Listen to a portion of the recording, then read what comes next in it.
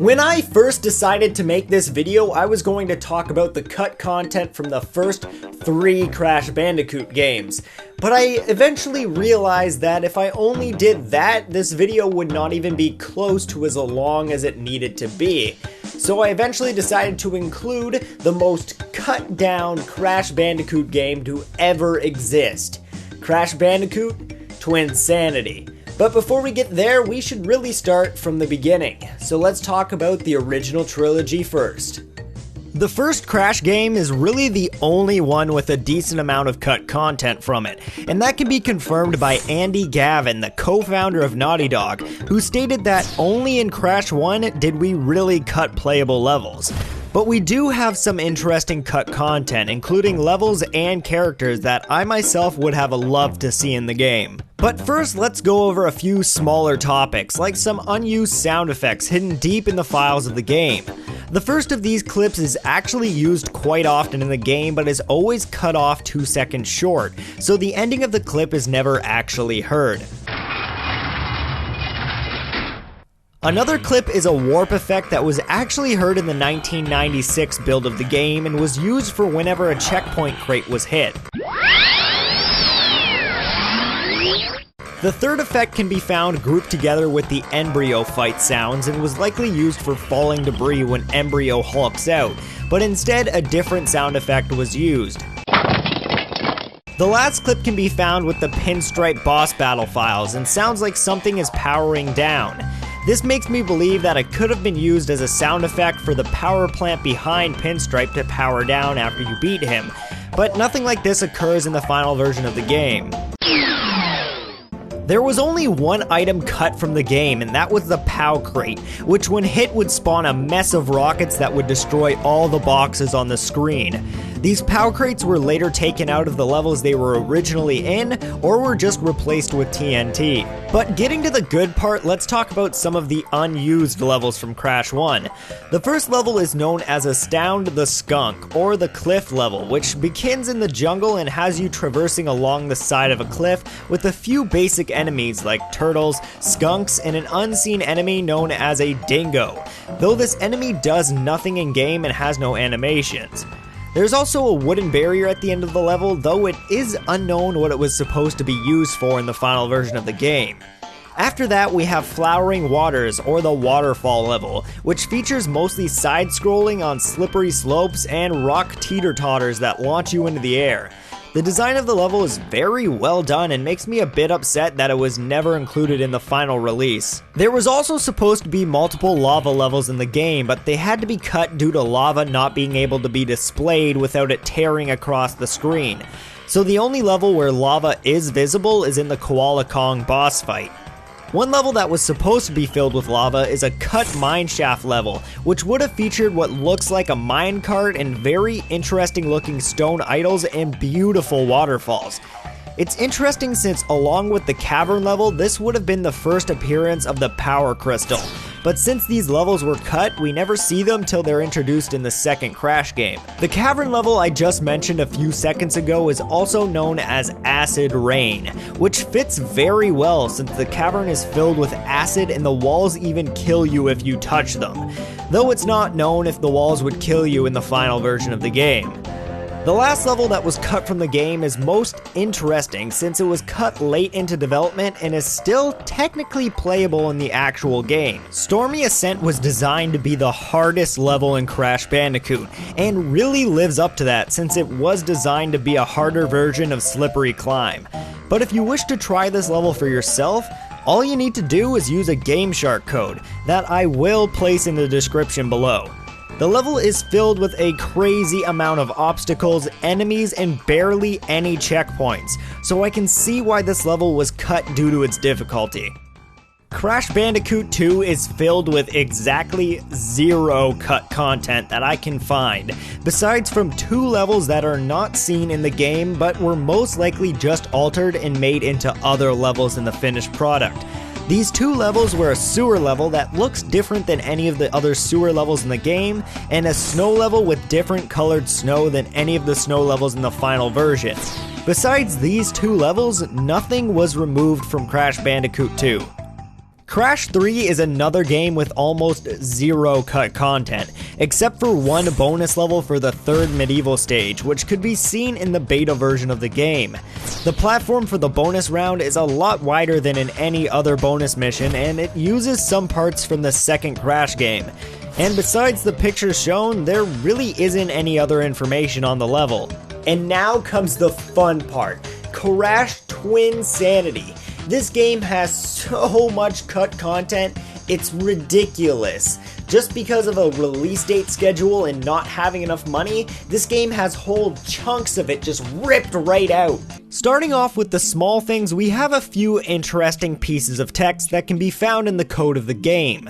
The first is use spin and bracket to super punch. This command was removed very early in development since the move was far too powerful and it could break locked boxes and cause the ground to fall apart in the Cortex battle. There are also 3 dialogues for separate vehicles that were supposed to be in the game. A UFO for Cortex, a hover scooter, and a hoverboard that can still be used in the game with a glitch, though the board is invisible and very glitchy. A few audio clips can also be found, with the first being a hint for beating the first boss. Now be careful not to let him spin back the green plasma blast. 3-fold hits and we're done for. If only he knew. The next is a phrase that was supposed to be used when Crash and Cortex were stuck together, but most likely got very annoying after hearing it a few times. Spin me if you like, but I'll never give up my crystal! A funny clip that was a nod back to Crash's creators, Naughty Dog, was also supposed to be included, but sadly was cut out. Naughty Dog! Naughty Dog! The last few clips are what the twins would have said when faced with the game over screen. Read it and weep, dork. Game me over. Game me over? Well, you gave it your best shot. You wanna quit now? I'd quit now. Game over. You know, if you hurry, you might still be able to get a refund. I hope you kept the receipt. Maybe you should try another game. I hear netball is very rewarding.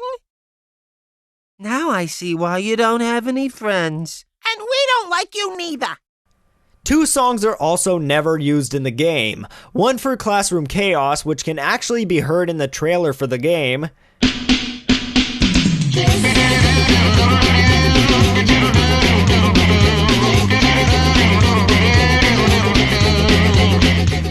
And a theme that may have been used for Ice Climb can also be found in the data of the game.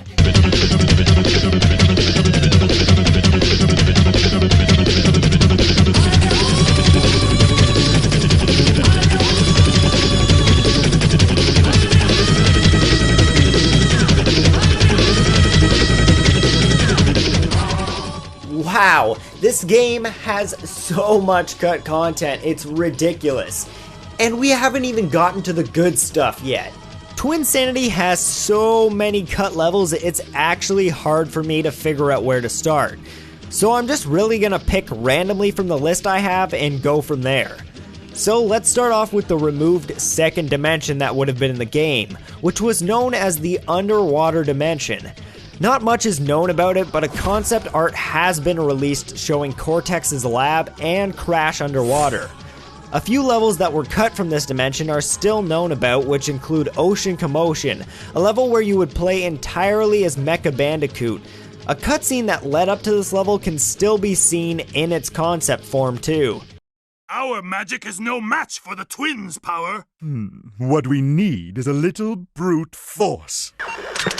Mecha Bandicoot is equipped with an electronic brain, programmed with Crash's own cerebral patterns.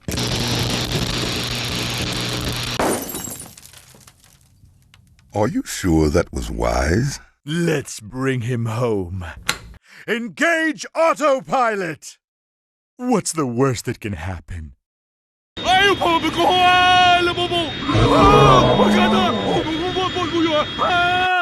The only other level that can be considered to have been part of the ocean dimension is the Coco sub level, which would have had you playing as Coco in a sub. Other than that, nothing else is really known besides from a sea monster that would have also been a part of the level. But the sublevel isn't the only level that would have had you using Coco, since there was going to be a level where Coco would don a black jumpsuit and hack into the Cortex Castle computer to unlock Cortex's airship. This would have been the first time Cortex's castle would have been a playable area since the first game. Another level would have you entering Coco's mind and exploring the world inside her head, as can be seen in this never-used cutscene. Interesting. The malfunction has opened a portal into her brainovial hyperbarium, the well from which her personality springs like sugar water. What pastel-colored horrors await in there? I wonder. There are a ton of pictures of the level since it did make it pretty far into development before being cut from the game. We can see a few of the enemies that would have been seen in the level and an actual 3D model of the level itself. There was also going to be a level where Crash had to explore Cortex's mind to find out what the true identity of the twins were, and the level would have also been the only level where a song would have been sung by Cortex, and would have you fighting against this horribly ugly Cortex face. Moving on though, once you entered the 10th dimension, there was supposed to be a mix-up between Crash and Cortex, as can be seen in this short video. Your fur is so soft and warm. Something's wrong. Something's changed. A malfunction. Our personalities switched.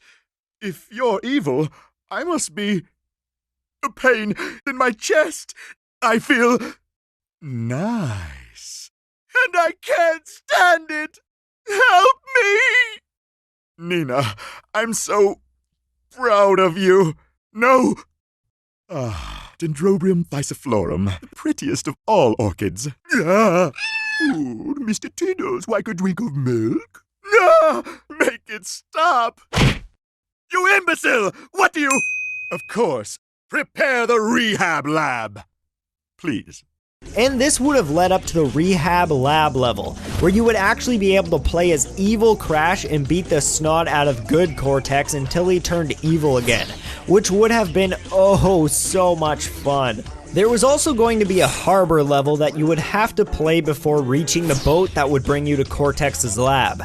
This level would feature alligators that you have to jump across and the entrance to the Komodo Bro race that was also cut from the game. Yeah, things are just getting ridiculous now. There was just too much left out of this game.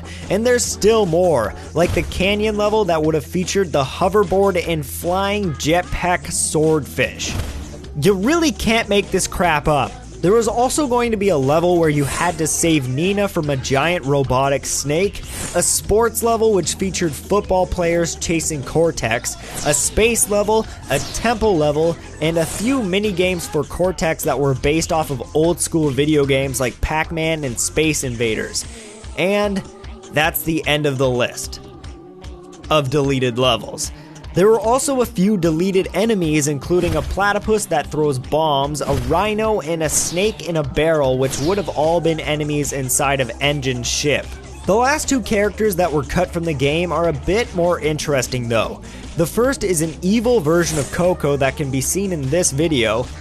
Nina, you scared me. Come here.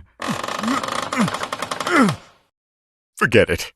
Ain't that sweet? It's a real man who ain't afraid to show his feelings, and my mom says real men prefer their cocoa hot and bitter. I'm not thirsty. Let's go. The second character is the Ant Leader, who was actually supposed to be the main antagonist of Twinsanity instead of the evil twins. He was going to be larger than the other ants and have 4 arms instead of 2. And that is everything. It's hard to believe how much content was cut from Crash Twinsanity, and it really makes me wish I could play a fully fledged version of the game that includes all of the content that the developers wanted in the game.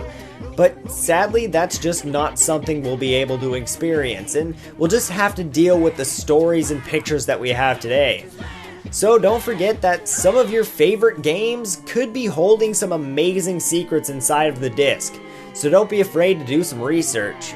And until the next video, I'll see you all around.